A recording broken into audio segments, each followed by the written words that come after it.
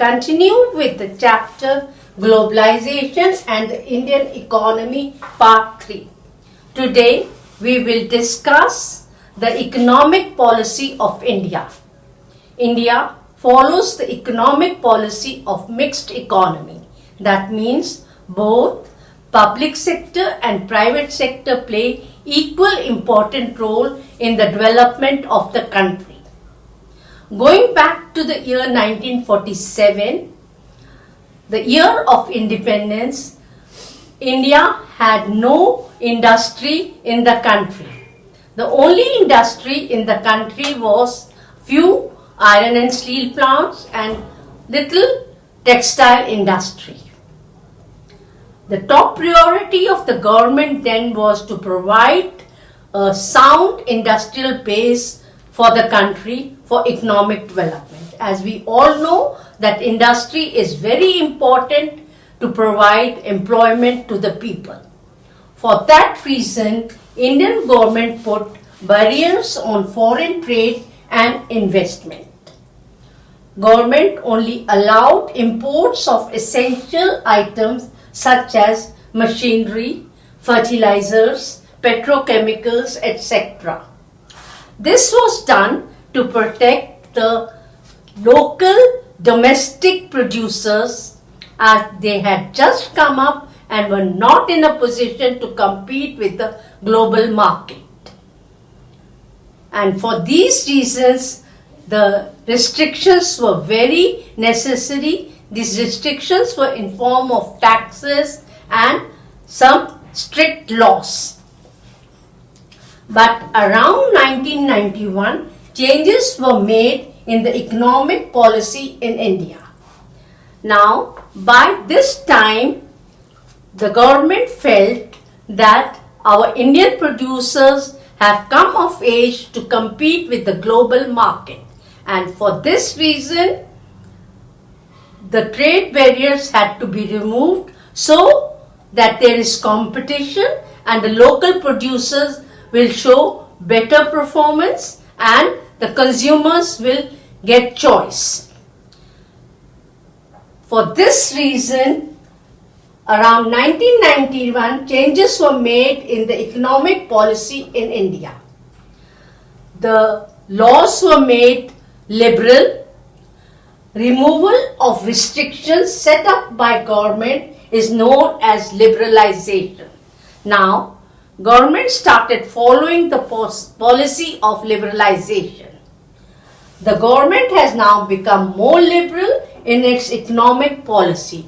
This means that export and import of goods have become easy and foreign companies can easily come to the country, set up their factories and offices in India.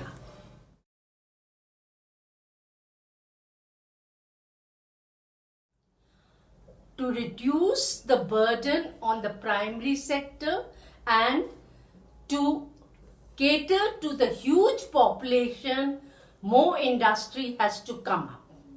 And for this reason, government wants more foreign investment for infrastructural development, which will lead to more job opportunities for the people in the country, and also infrastructural development will lead to development of the country. For this reason, government has taken various steps to attract foreign investment. Industrial zones called SEZ, Special Economic Zones, are being set up. These SEZ zones are provided with world-class facilities such as electricity, water, roads, transport, storage, recreational and educational facilities. Companies who set up production units in the SEZ zones do not have to pay taxes for initial period of 5 years. There is also flexibility of labor laws. All this is done to reduce the prices of production for the foreign companies. We will talk further about the drawbacks of this policy, what negative repercussions it has on the workers.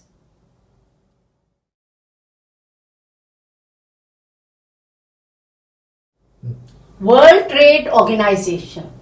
Liberalization of foreign trade and investment in India was supported by some very powerful international organizations. World Trade Organization is one such organization. Its aim is to liberalize international trade. It was started by the initiative of developed countries. Nearly 159 countries of the world are its members. WTO establishes rules regarding international trade and sees that the rules are followed.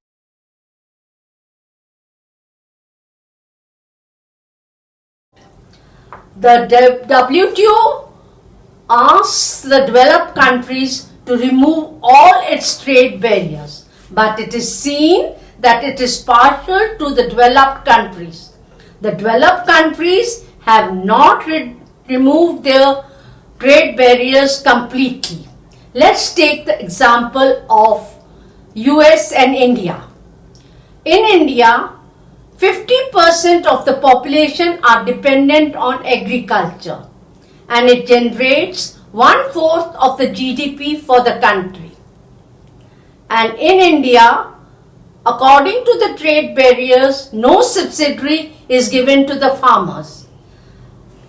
Whereas in US, only 0.5% of GDP is generated from agriculture and 1% of the population is dependent on agriculture.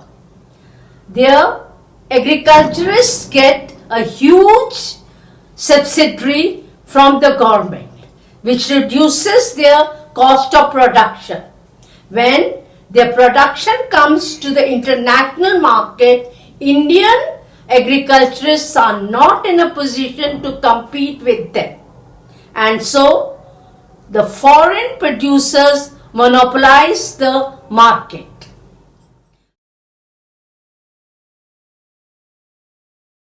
Globalization also includes movement of people. It's free movement of people.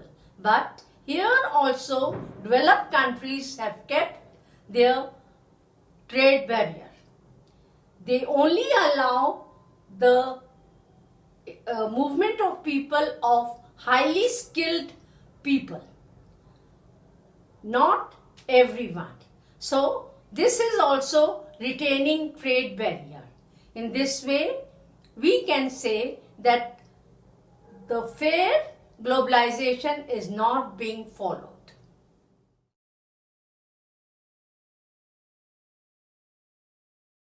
Thank you for watching my video. Have a great day.